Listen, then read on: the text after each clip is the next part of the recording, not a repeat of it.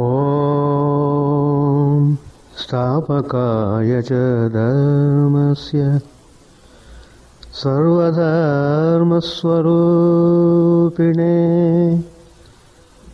स्थापकाय च धर्मस्य सर्वधर्मस्वरूपिणे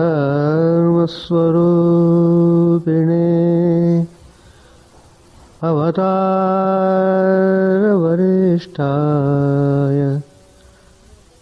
रामकृष्णाय ते नमः। असतो मा सद्गमय तमसो मा ज्योतिर्गमय मृत्योर्मामृतङ्गमय।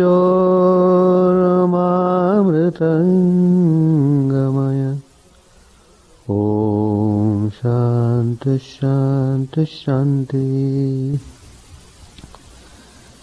Let us offer our salutations to Sri Ramakrishna, the embodiment of all religions, the Supreme God Incarnate who came to establish religion.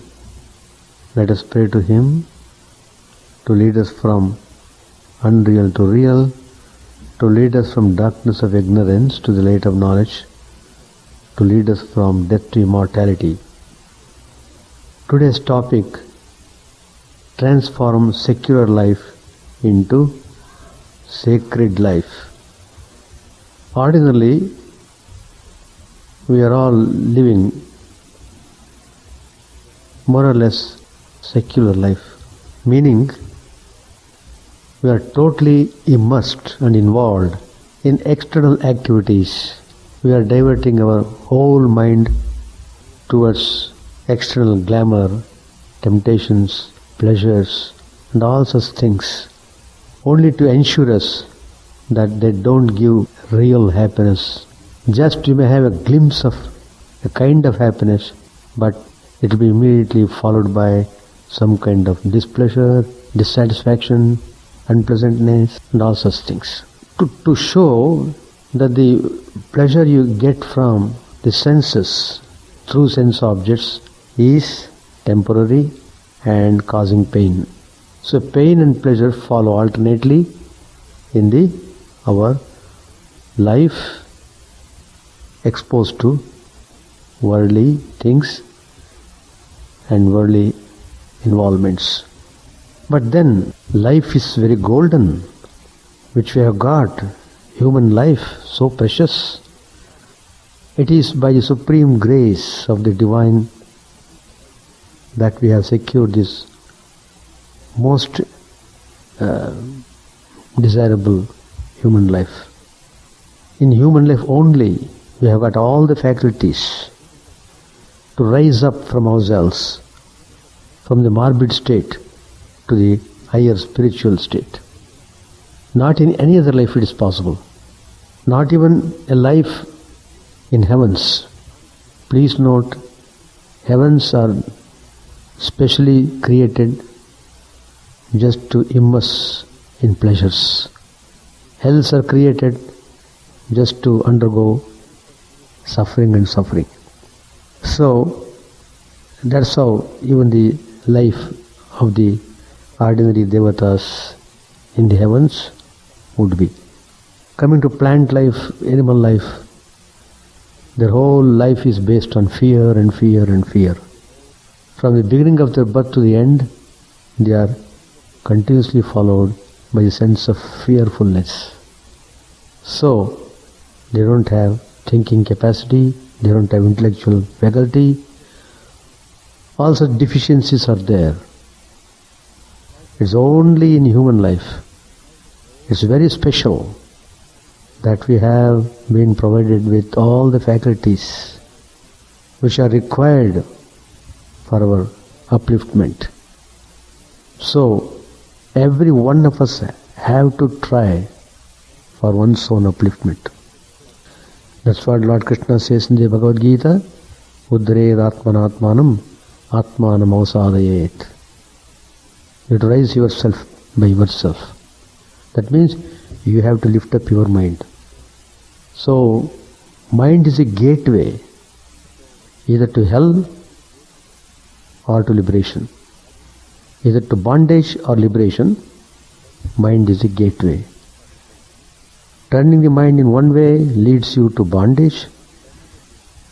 Turning the mind in another way, being wise, leads to liberation.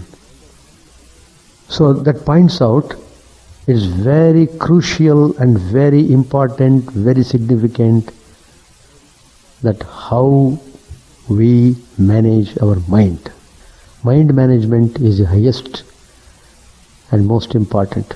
If you don't know how to manage your mind, then it's too difficult to think of real happiness, to think of getting over suffering, to think of getting over bondage. So, mind is playing a very important role. We should know it. We need education. We need to know clearly. All this is possible only if you make effort. So the most important factor in transforming your secure life into sacred life is to engage yourself in sincere efforts. First of all, you must realize that going head-on towards worldly life is nothing but dangerous. Dangerous in the sense you are more assured about your embodied life, your life in bondage, next also. So, the life in the world is meant to teach us that you should not pursue this worldly life, but pursue the spiritual path. Spiritual path does not mean that you should run away from your hearth and home, get into some solitary place and spend your time in idleness. No. Please note, idleness has no value in spiritual life. In spiritual life, a person must be more active than the person in worldly life. So, mind should be engaged in activity.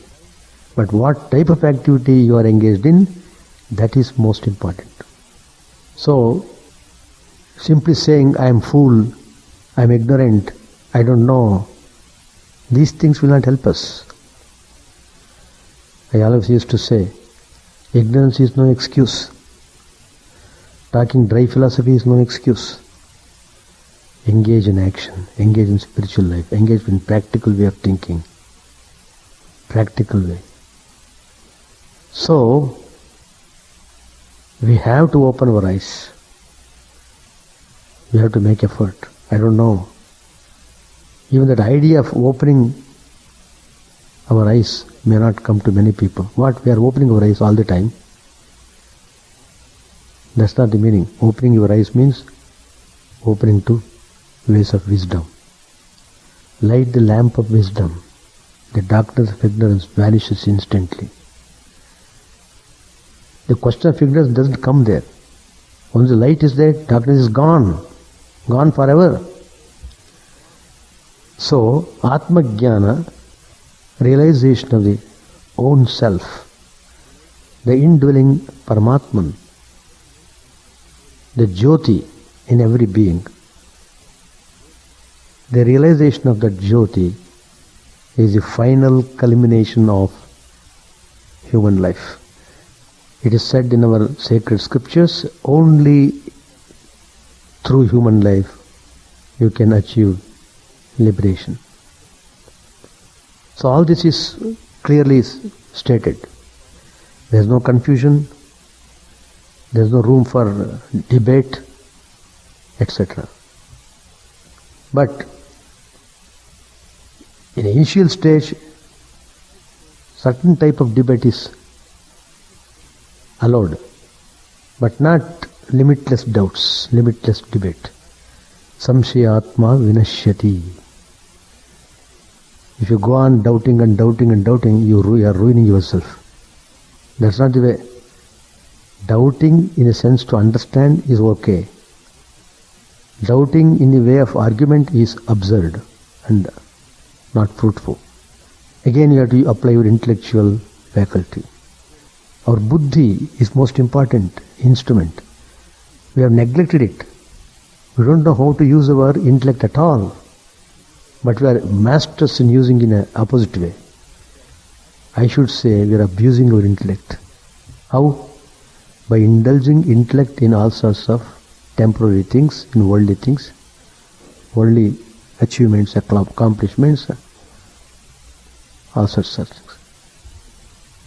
But we are not using this intellectual faculty towards removing the hurdles in our spiritual path and rising to the glory of spiritual life. So, the first lesson to transform our sacred life, to transform our secular life into sacred life, is effort, purusha prayatna. Good. But how to get into the idea of making efforts? So, that comes only by inference. By seeing external things, you should be able to grasp. That's the idea. To give an example, fire is there. You know by experience, by seeing others, how the fire burns everything. Whether a sinner or saint, if he puts his finger into fire, it burns. Fire doesn't discriminate, oh, he's a saint, I should not burn. It does its duty. Its duty is to burn.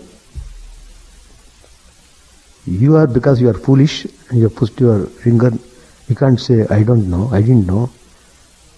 I didn't know it was fire. I put my finger. Do you think the fire will stop? Oh, poor guy, he doesn't know. Let me not burn. No. The meaning is, whether you know it or knowingly or unknowingly, if you do wrong action, you will have to reap the fruit of it. That's the way it is. It's a cosmic law. See, you must know the whole universe is not simply running in chaos. It has got its own laws, cosmic laws. All the beings in the universe churned into the law of cause and effect. They are churning. Churning is done to get the best out of it. So, every individual life is nothing but a churning of good and bad. And bad has to be eliminated like excreta, and good has to be taken up. So that's the way it is. So, effort. By doing effort, you will be able to get the grace of God. You may do effort. It doesn't mean that you will get the result immediately. The result is in the hands of God. As I used to say,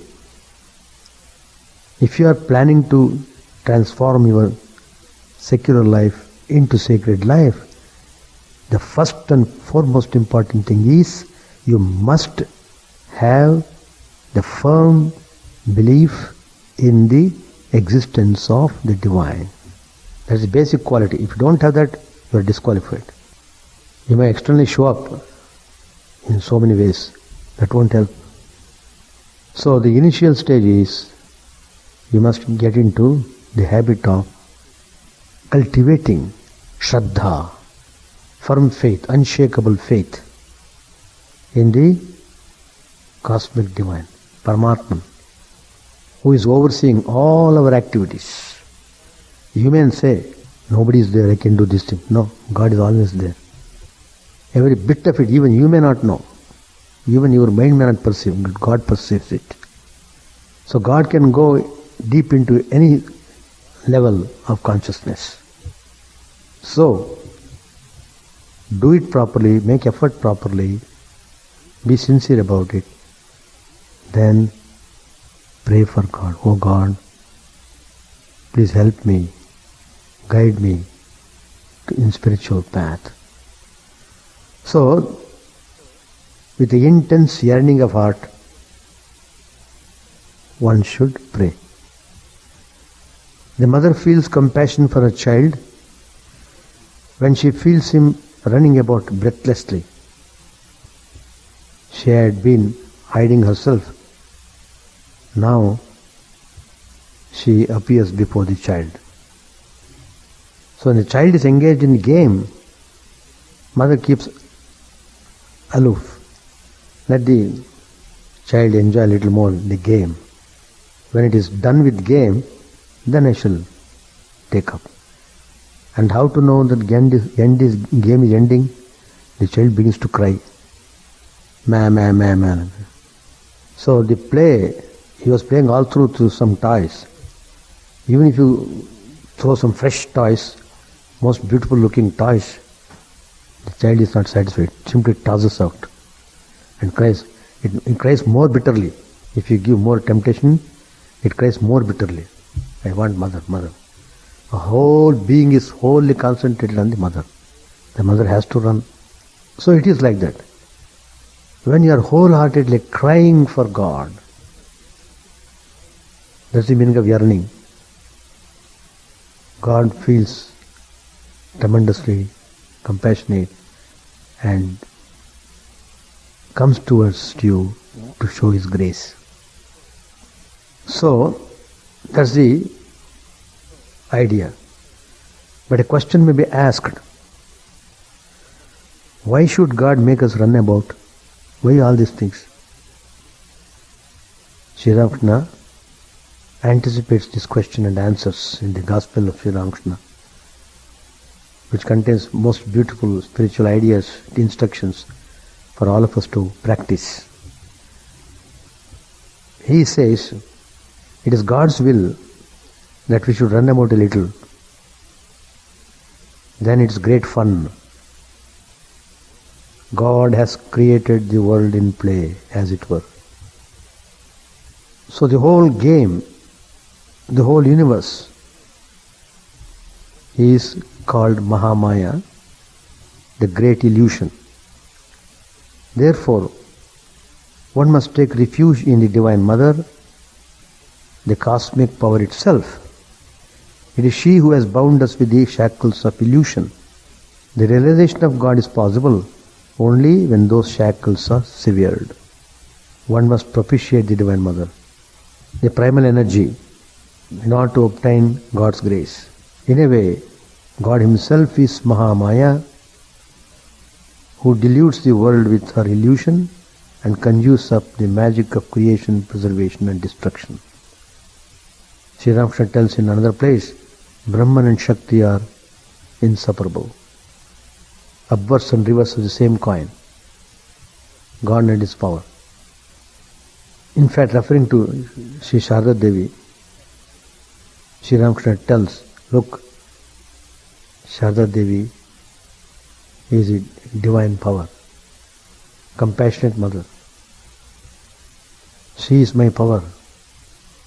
And he compares it just like Agni and its power to burn. They are inseparable. So, it is Mahamaya who dilutes us.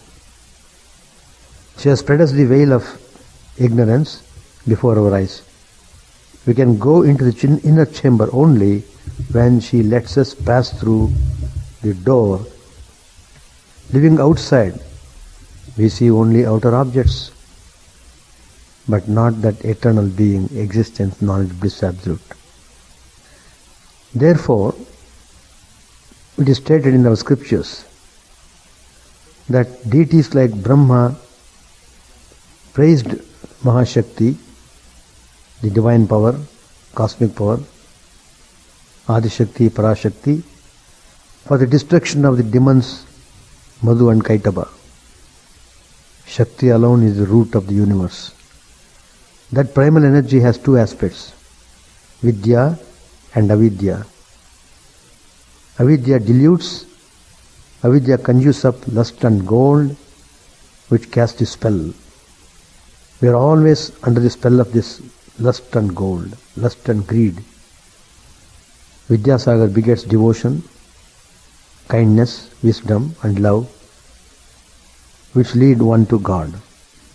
This avidya must be propitiated. And that is the purpose of the rites of Shakti worship. The devotee assumes various attitudes towards Shakti in order to propitiate her, the attitude of a handmaid, a child, and so on. So, first point is to exert ourselves towards the higher way of life. Secondly, praying to God earnestly. And Sri Ramakrishna says about the importance of prayer. One must pray to God incessantly. Incessantly. That means you must be conscious of what you are doing. Conscious. Do it consciously, it has got tremendous effect on the mind. Not doing in a careless way, haphazard way. No. Do it consciously, with all zealousness, with all devotion, with full attention, full focus. Pray. Pray to God. At dusk, put aside all duties and pray to God. One attains God through japa, by repeating the name of the Divine God. Secretly and in solitude, one receives divine grace. Then comes vision. Suppose there is a big piece of timber lying under water and fastened to the land with a chain. By proceeding along the chain, link by link, we will at last touch the timber. Unless a man is guileless, he does not receive the grace of God. That means you must be free from hypocrisy. Hypocrisy. When you believe a certain spiritual idea, you must believe it 100%. If there is any shaking or wavering, that means your mind is not quite guileless. Such things happen because of the impurities of the mind. What are the impurities? Kama, Krodha, Lobha, Moha, Mada, Matsarya. 6 impurities. They are even compared as 6 alligators. 1 alligator is enough to kill a man. 6 alligators. Where are they? They are not outside. Not in Florida. In our own mind.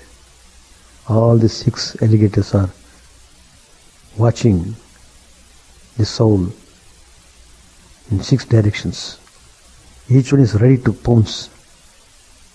Passion, anger, greed, delusion, jealousy, hatred,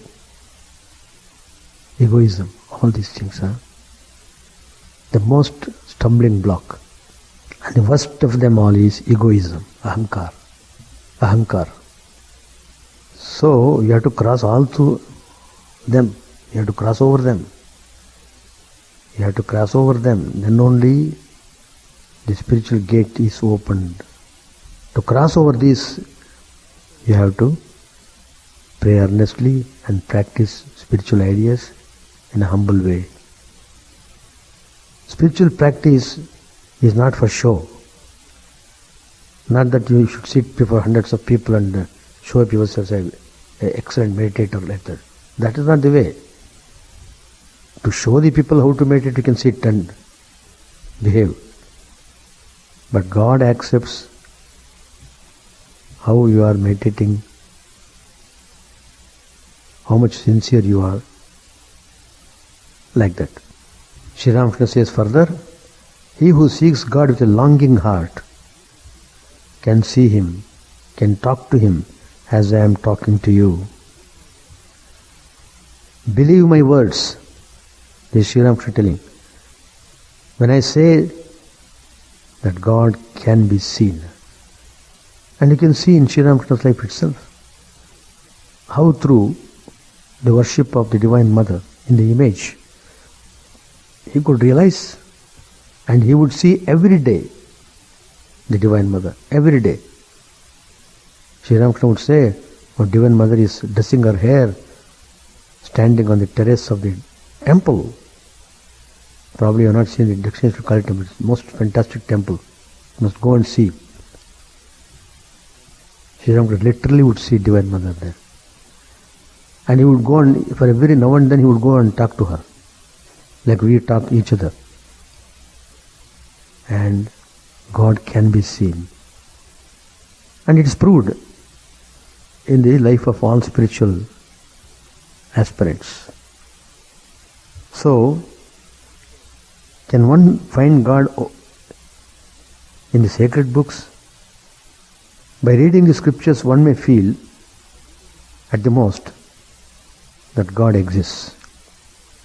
But God does not reveal himself to a person unless the person himself dives deep. Only after such a plunge, after the revelation of God through His grace, is one's doubts destroyed. You may read scriptures by thousands and recite thousands of texts, but unless you plunge into God with yearning of heart, you will not comprehend Him. By mere scholarship you may fool man, but not God.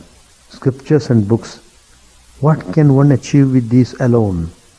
Nothing can be realized without His grace. Strive with a longing heart for His grace. Through His grace you will see Him and He will talk to you. A sub-judge was sitting by the side of Sri Ramakrishna, asked, "Sir, does God show more grace to one than to another? If so, he can be accused of the fault of partiality." Sri Ramakrishna replied, "What are you saying? Do you mean to say that the moon and glowworm are the same, though both give light?" Ishwar Vidyasagar asks me the same question. He said, "Is it a fact that God gives more power to one and less to another?" God, I said, exists in every being as a all-pervading spirit. He is in the ant as well as in me, but there are different manifestations of His power in different beings. If all are the same, then why have we come here to see you? Attracted by your renown? Have you grown a pair of horns? Oh no, it is not that. You have compassion, you have scholarship. There is a greater degree of these virtues in you than in others. That is the reason you are so well known. Don't you see that there are men who single-handed can defeat 100 persons? Again, a man takes to his heels in fear of another. You see such a person too. If there are not different manifestations of power in different beings, then why did people respect Kesha Chandra Sen and so much? One day a disciple said to the Holy Mother in a mood of great dejection, "Oh Mother, I have practiced so much austerity and japa, repeating God's name, but I have not achieved anything." In reply to this, rather curtly, Holy Mother said, "God is not fish or vegetable that you can buy Him for a price." This is very important to remember, that a person who has really spiritually progressed never thinks he has done enough to deserve God's vision. So, he keeps on practicing continuously. So most stumbling block, as I said earlier, is egoism. One has to get rid of it. One has to. Without crushing ego, you will never be able to realize the truth. Sri Ramakrishna was talking to Captain and the devotees when Jayagopal Sen and Trailokya of the Brahma Samaj arrived. They saluted the master and sat down. Sri Ramakrishna looked at Trailokya with a smile and continued the conversation. Sri Ramakrishna said, "It is an account of the ego that one is not able to see God. In front of the door of God's mansion lies the stump of ego. One cannot enter the mansion without jumping over the stump. There was once a person who had acquired the power of taming the ghosts. One day, at his summons, the ghost appeared. The ghost said, "Look, now tell me what you want me to do. You have summoned me. The moment you cannot give me any work, I should break your neck." The man had, of course, many things to accomplish. So he had the ghost to do them all, one by one. At last he could find nothing more for the ghost to do, because ghost was capable of doing things very quickly. The moment he said, the next moment it is done. "Now," said the ghost, "I am going to break your neck, because you are not giving me any more work." "Wait a minute," said the man, "I shall return presently." So he ran to his teacher and said, "Revered sir, I am in great danger. That's my trouble. This is my trouble." And he told the teacher his trouble and asked, "What shall I do now? The ghost is threatening me to break my neck." The teacher said, "Don't worry, I will give you a solution. Do this, as I said. Tell the ghost to straighten the kinky hair, this curly hair." The ghost devoted itself day and night to straightening the hair. But how could it make a kinky hair straight? The hair remains kinky. Likewise, the ego seems to vanish this moment, but it reappears the next. Unless one renounces the ego or ahankar, one does not receive the grace of God. Suppose there is a feast in a house, and the master of the house puts a man in charge of the stores. As long as the man remains in the storeroom, the master doesn't go there, but when of his own will the man renounces the storeroom and goes away, then the master locks it and takes charge of it himself. A guardian is appointed only for a minor. A boy cannot safeguard his property. Otherwise, therefore, the king assumes responsibility for him. God does not take over our responsibilities unless we renounce our ego. Sri Ramakrishna says in the Gospel, once Lakshmi and Narayan, they were seated in Vaikunta in their abode. When suddenly Narayana stood up, Goddess Lakshmi had been stroking his feet. She said, "O Lord, where are you going?" Narayana answered, "One of my devotees is in great danger. I must save him." With these words he went out. But he came back immediately. Lakshmi was greatly puzzled. She said, "O Lord, why have you returned so quickly?" Narayan smiled and said, "Oh, the devotee was going along the road, overwhelmed with love for me. Some washermen were drying clothes on the grass, and the devotee walked over the clothes. At this, the washermen chased him and were going to beat him with their sticks. So I ran out to protect him. But why have you come back?" asked Lakshmi. Narayan laughed and said, "Look, I saw the devotee himself picking up a brick to throw at them. So I came back." All laugh. Sri Ramakrishna said, "I said to Keshav, you must renounce your ego."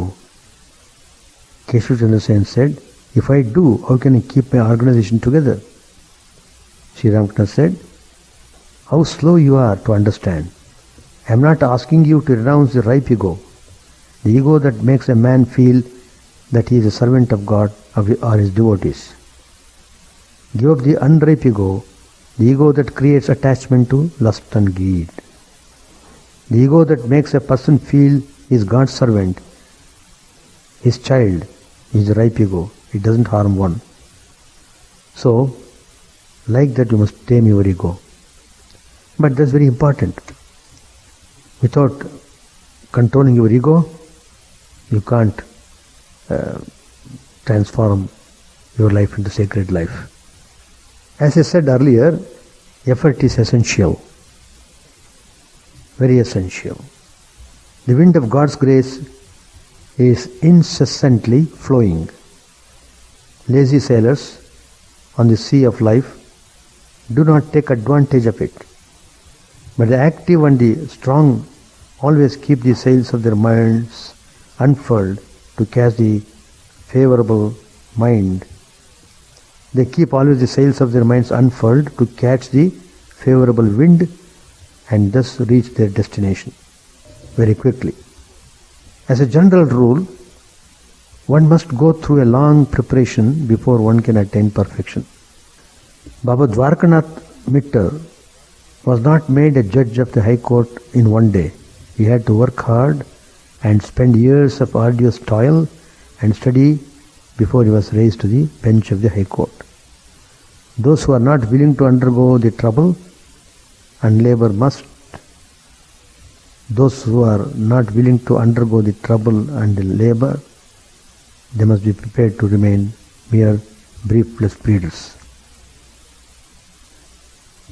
Another important factor in transforming our secular life into sacred life is perseverance.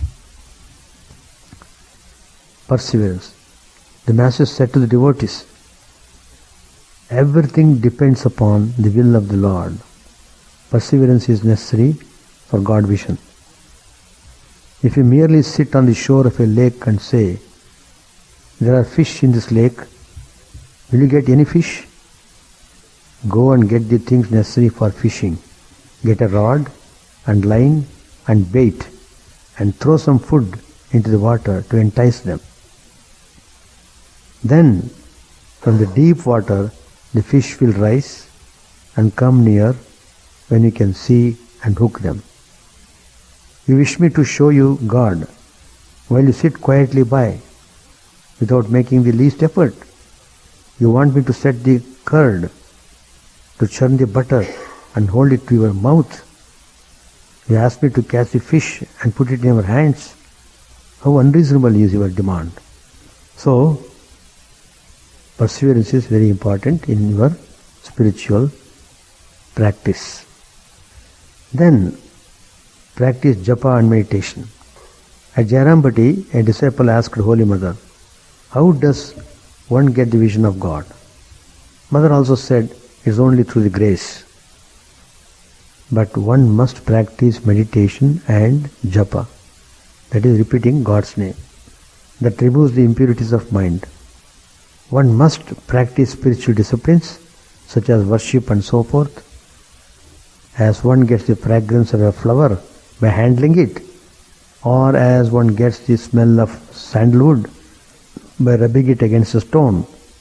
In the same way, one gets spiritual awakening by constantly thinking of God. But you can realize Him right now if you become desireless.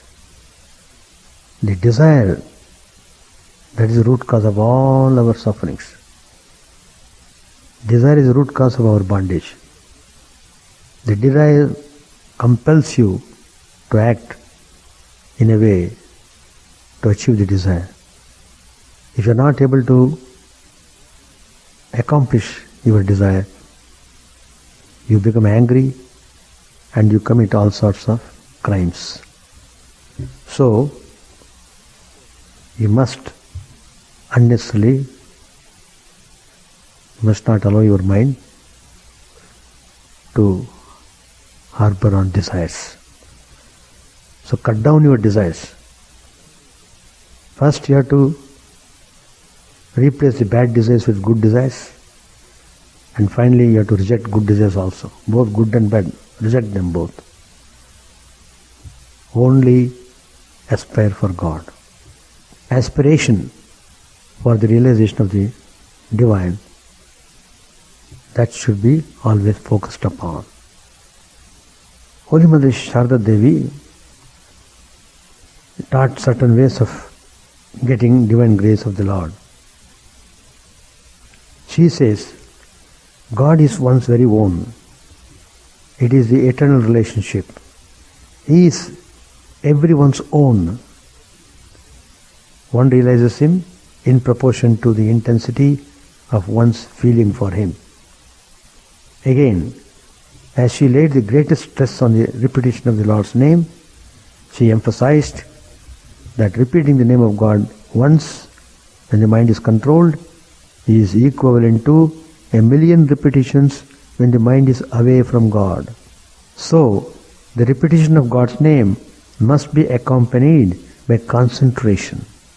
You must be fully focusing upon the divine when you utter His name. And there is one sure sign of received grace.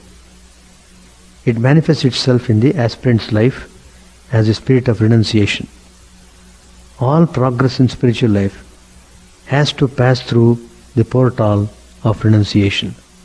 There is no way of bypassing that portal by any kind of trick or gimmick.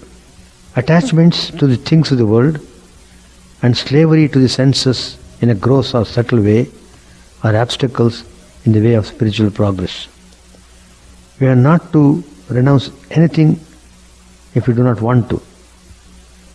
We are free to possess and enjoy whatever we can get at our acquire, whatever we can get or acquire, and take what goes along with that. That is, santushto yena kenachit. Be satisfied with whatever you have.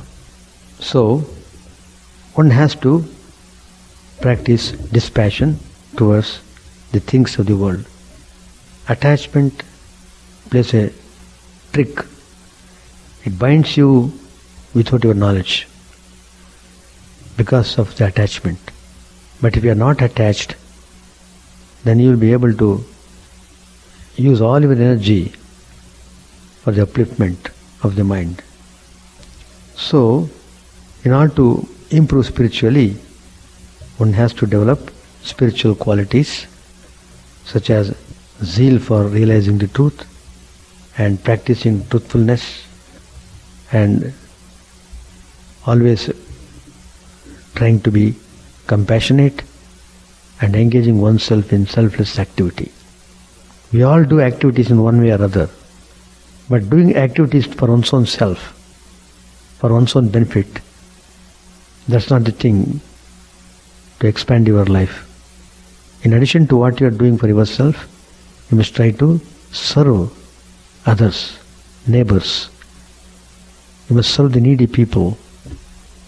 That becomes act of selflessness.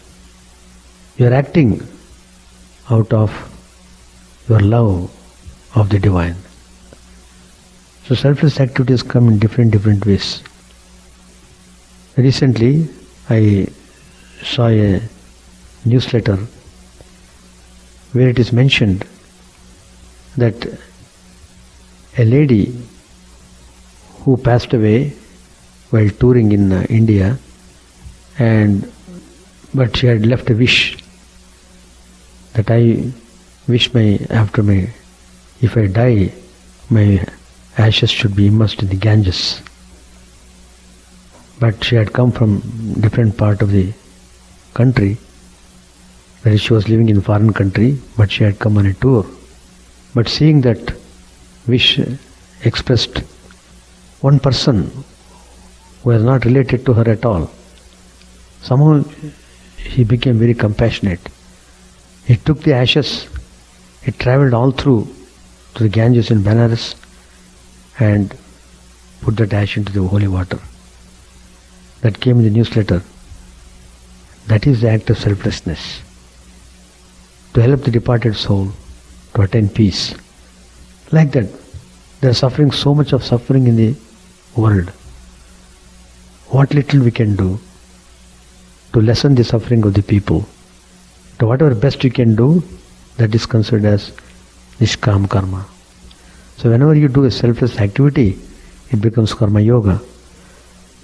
When you are engaging in karma yoga, it purifies your mind. It purifies your mind. So purification of the mind is most essential. And it is possible. So, We have to engage all our faculties and system in such a way that we are progressing upward rather than going downward.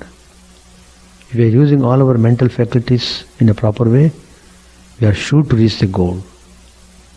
And there is no doubt about it. All the spiritual masters have declared that it is possible to raise oneself. And spiritual teachers come to help us, to guide us. But you have to proceed. They will tell you to come this way, but you have to go. So going is in your hands. You may take the teaching, but if you don't practice it, then who is to blame? So each one is responsible for one's own upliftment. Bearing that idea, you must focus on your spiritual practices diligently. Then you will be able to move forward and able to accomplish the result. And result is followed only when all the impurities of the mind are washed away. How much impurity each one has, we can't say. Each person has got different proportions of impurities. But those impurities must be cleared off. And spiritual practice is a way to clear off all the impurities of the mind. So one way is constantly thinking of God and doing your activities in a selfless way, always thinking about the welfare of the people and the humanity, and think God is doing everything. That way you become free from ego. These are the sure ways of getting God's grace, and through God's grace you will be able to have eternal peace and bliss. With these words I conclude my talk. Thank you very much.